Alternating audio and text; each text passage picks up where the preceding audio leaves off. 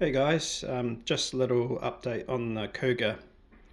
Just been doing a bit of tweaking today on it. So first of all, I swapped out the chassis because I had this a kit with this signed version. So it's quite good to get that on. As you can see there, Robin and Cecil have both signed it.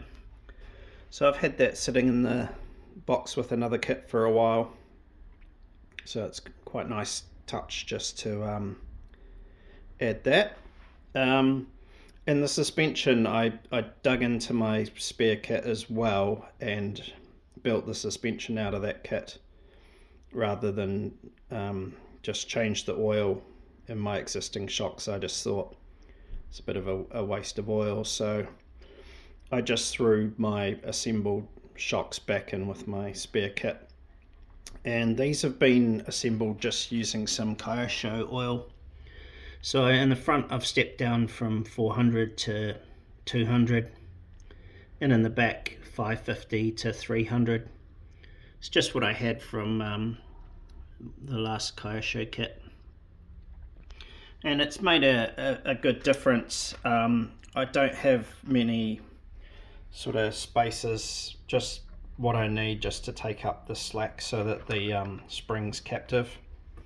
And it's got a little bit of droop now, which is cool, which is kind of what I was aiming for. So if I just sort of set it down here, you just see a slight bit of droop there.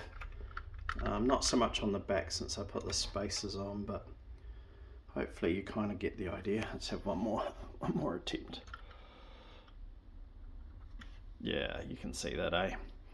But yeah, so stuff's obviously a lot softer now than what it was. I still think the back could do with being a little bit softer. See, it's kind of still quite springy. You compare it to the Cougar 2, which is just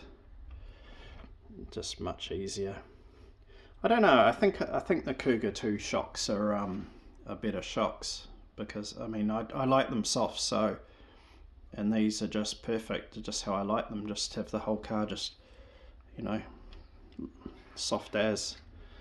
But yeah, I think this is a big improvement.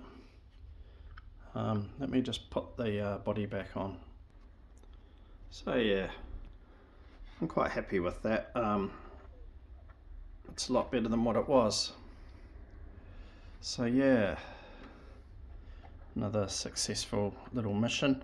I spent a lot of time messing around with these, trying to sort of figure out what was the best, but I think in order to get some droop I've had to, you know, pretty much use none of them really. I just wanted to use one just to, like I said, take up any slack, but that's kind of what it did. So yeah, good to get those jobs done. Now I haven't filmed this one for a while because I haven't really touched it much, to be honest, but just a sort of micro update. Take this off. I've cleaned up the steering and put that back in. It's still, you know, got some surface rust, as you can see. I wasn't super bothered about it because this car is, you know, it's vintage and it's in vintage condition, so, and it's a bit of a mix mash, so I'm not super obsessed with it. But yeah, I did a bit more work on it. Yeah, secured that steering. Again, used later bolts, so the whole bottom of this car is using the later style Kyosho bolts. I had to cut them down to, because I didn't have a spare's the right size, so I had to cut them down. I'll show you how I did that. So yeah, just your fairly standard wire cutters, trimmers. I think I just chucked them in the M3.5 just so you've got a little bit poking out the back and get a load of force. I just stepped on it, and it's strong enough to to cut a Kyosho screw. So yeah, that worked out.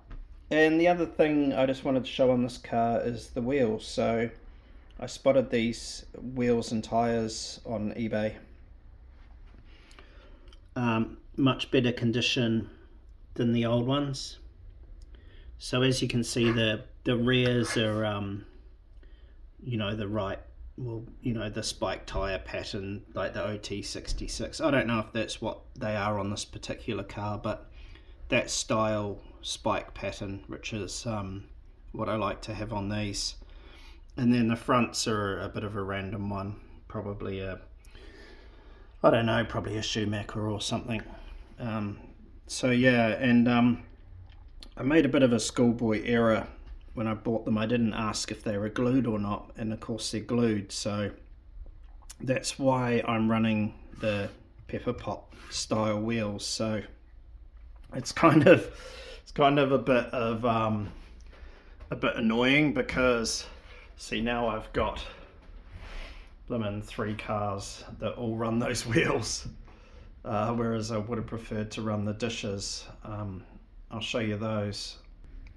So guys, these are the style wheels that it probably should be running.